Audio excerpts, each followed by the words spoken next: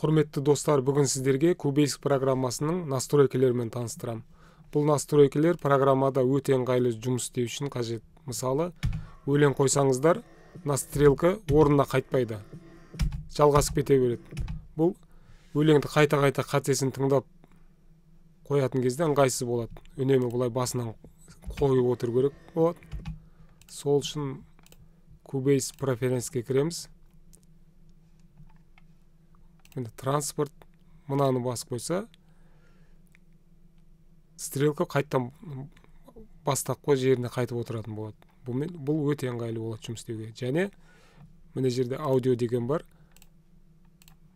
Бұлай басылыз, копия деген басылып тұрса, кез келген минусты тартып алсаңыздар проектіге, ол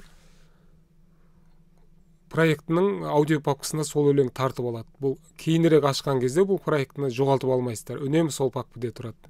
Ал бұл басылмаса, кейін бұна жерде бос дорожка тұруы мүмкін. Өлеңіз табылмай қалуы мүмкін. Сол үшін басып тұрған дұрыс. Және мына жерде